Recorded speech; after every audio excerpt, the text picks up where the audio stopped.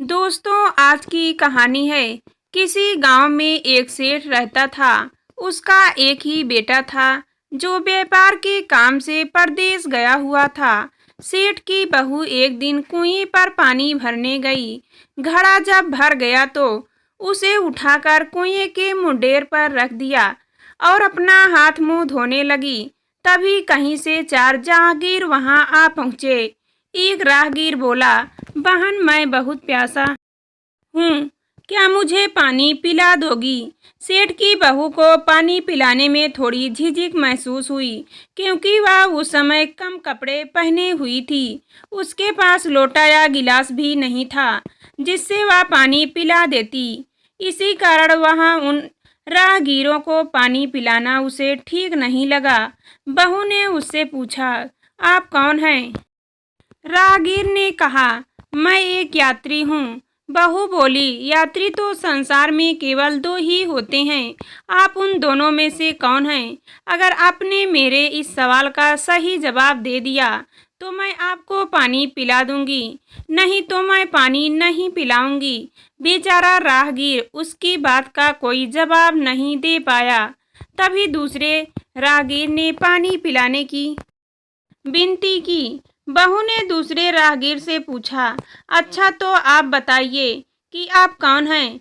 दूसरा राहगीर तुरंत बोल उठा, मैं तो एक गरीब आदमी हूँ। सेठ की बहू बोली, भैया, गरीब तो केवल दो ही होते हैं, आप उनमें से कौन हैं? प्रश्न सुनकर दूसरा राहगीर चकरा गया। उसको कोई जवाब नहीं सूझा तो वह चुपचाप हट गया। तीसरा राहगीर बोला, बहन, मुझे बहुत प्यास लगी है, ईश्वर के लिए तुम मुझे पानी पिला दो। बहू ने पूछा, अब आप कौन हैं?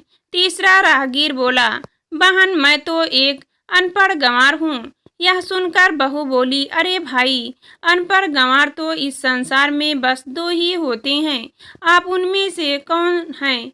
बेचारा तीसरा राहगीर भी कुछ बोल नहीं पाया। अंत में चौथा राहगीर आगे आया और बोला, बहन, मेहरबानी आकर के मुझे पानी पिला दे। प्यासे को पानी पिलाना तो बड़े पुण्य की काम होता है। सेठ की बहू बड़ी ही चतुर और होशियार थी। उसने चौथे राहगीर से पूछा, आप कौन हैं? वह राहगीर अपनी चीख छिपाते हुए बोला, मैं तो बहन बड़ा ही मूर्ख हूँ। बहू ने कहा, मूर्ख तो संसार में केवल दो ही होते हैं, आप उनमें से कौन हैं? वह बेचारा भी उसके प्रश्न का उत्तर नहीं दे सका। चारों पानी पिए बगैर ही वहां से जाने लगे तो बहू बोली, यहाँ से थोड़ी ही दूर पर मेरा घर है, आप लोग कृपया वहीं चलिए, मैं आप लोगों को पानी पिला दूंगी। चारों राहगीर उसके घर की तरफ चल पड़े। बहू ने इसी बीच पानी का घड़ा उठाया और छोटे रास्ते से अपने घर पहुंच गई। उसने घड़ा रख दिया और अपने कपड़े ठीक तरह से पहन लिए। इतने में वह चारों राहगीर उसके घर पहुंच गए। बहू ने उन सभी को गुड़ दिया और पानी पिलाया। पानी पीने के बाद वह राहगीर अपनी राह पर चल पड़े। सेठ उस समय घर में एक तरफ बैठा यह सब देख रहा था। उसे बड़ा दुख हुआ। वह सोचने लगा, इसका पति तो व्यापार करने के लिए परदेश गया है और यह इसकी गैर हाजिरी में पराया मर्दों को घर बुलाती है, उनके साथ हंसती बोलती है। इसे तो मेरा भी लिहाज नहीं है। यह सब देख अगर मैं चुप रह गया तो आगे से इनकी हिम्मत और बढ़ जाएगी। मेरे सामने इसे किसी से बोलते बतियाते शर्म नहीं आती तो मेरे पीछे न जाने क्या क्या करती होगी। फिर एक बात यह भी है कि बीमारी कोई अपने आप ठीक नहीं होती, इसके लिए वैद्य के पास जाना पड़ता है। क्यों ना इसका फैसला राजा पर ही छोड़ दूं। यही सोचता वह सीधा राजा के पास जा पहुंचा और अपनी परेशानी बताई। सेठ की सारी बातें सुनकर राजा ने उसी वक्त बहू को बुलाने के लिए सिपाही बुलवा भेजे और उनसे कहा, तुरंत सेठ की बहू को राजसभा में उपस्थित किया जाए। राजा के सिपाहियों को अपने घर पर आया देख उस सेठ की पत्नी ने अपनी बहू से पूछा, क्या बात है बहू रानी, क्या तुम्हारी किसी से कहाँ सुनी हो गई थी जो इसकी शिकायत पर राजा ने तुम्हें बुलाने के लिए सिपाही भेज दिए। बहू ने सास की चिता को दूर करते हुए कहा, नहीं सासू माँ, मेरी किसी से कोई कहा सुनी नहीं हुई है। आप जरा भी फिक्र ना करें। सास को आश्वस्त कर वह सिपाहियों से बोली, तुम पहले अपने राजा से यह पूछ आओ कि उन्होंने मुझे किस रूप में बुलाया है, बहन, बेटी या फिर बहू के रूप में। किस रूप में उनकी राजसभा में मैं जाऊं। बहू की बात सुन सिपाही वापस चले गए। उन्होंने राजा को सारी बातें बताई। राजा ने तुरंत आदेश दिया कि पालकी लेकर जाओ और कहना कि उसे बहू के रूप में बुलाया गया है। सिपाहियों ने राजा की आज्ञा के अनुसार जाकर सेठ की बहू से कहा, राजा ने आपको बहू के रूप में आने के लिए पालकी भेजी है। बहू उसी समय पालकी में बैठकर राजसभा में जा पहुंची। राजा ने बहू से पूछा, तुम दूसरे पुरुषों को घर क्यों बुला लाई जबकि तुम्हारा पति घर पर नहीं है। बहू बोली, महाराज, मैंने तो केवल कर्तव्य का पालन किया। प्यासे पथिकों को पानी पिलाना कोई अपराध नहीं है। यह घर गृहिणी का कर्तव्य है।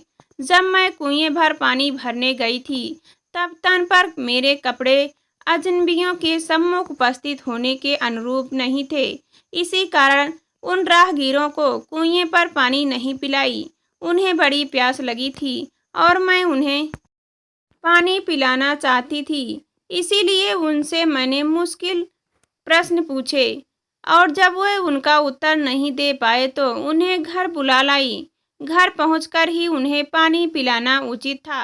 राजा को बहू की बात ठीक लगी। राजा को उन प्रश्नों के बारे में जानने की बड़ी उत्सुकता हुई जो बहू ने चारों राहगीरों से पूछे थे। राजा ने सेठ की बहू से कहा, भला मैं भी तो सुनूं कि वे कौन से प्रश्न थे जिनका उत्तर वे लोग नहीं दे पाए। बहू ने तब वे सभी प्रश्न दोहरा दिए। बहू के प्रश्न सुनकर राजा और सभासद चकित रह गए। फिर राजा ने उससे कहा, तुम खुद ही इन प्रश्नों के उत्तर दो। हम अब तुमसे यह जानना चाहते हैं। बहू बोली, महाराज, मेरी दृष्टि में पहले प्रश्न का उत्तर है कि संसार में सिर्फ दो ही यात्री हैं, सूर्य और चंद्रमा। मेरे दूसरे प्रश्न का उत्तर है कि बहू और गाय। इस पृथ्वी पर ऐसे दो प्राणी हैं जो गरीब हैं। अब मैं तीसरे प्रश्न का उत्तर सुनाती हूँ। महाराज, हर इंसान के साथ हमेशा अनपढ़ गंवारों की तरह जो हमेशा चलते रहते हैं वह हैं भोजन और पानी। चौथे आदमी ने कहा था कि वह मूर्ख है और जब मैंने उससे पूछा कि मूर्ख तो दो ही होते हैं, तुम उनमें से कौन हो मूर्ख हो, तो वह उत्तर नहीं दे पाया। इतना कहकर वह चुप हो गई। राजा ने बड़े आश्चर्य से पूछा, क्या तुम्हारी नज़र में इस संसार में सिर्फ दो ही मूर्ख हैं? हाँ महाराज, इस घड़ी इस समय मेरी नज़र में सिर्फ दो ही मूर्ख हैं। राजा ने कहा, तुरंत बतलाओ कि वे दो मूर्ख कौन हैं। इस पर बहू बोली, महाराज, मेरी जान बख्श दी जाए तो मैं इनका उत्तर दूं। राजा को बड़ी उत्सुकता थी यह जानने की कि वे दो मूर्ख कौन हैं।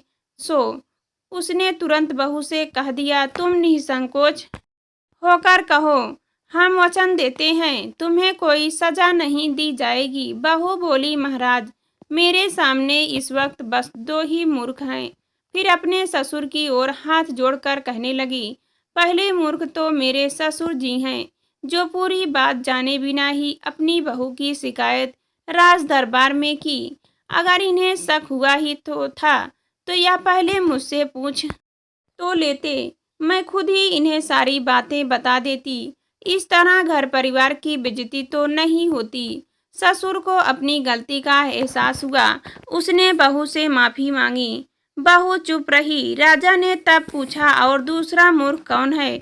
बहू ने कहा, दूसरा मूर्ख खुद इस राज्य का राजा है जिसने अपनी बहू की मान मर्यादा का जरा भी ख्याल नहीं किया और सोचे समझे बिना ही बहू को भारी समाज सभा में बुलवा लिया।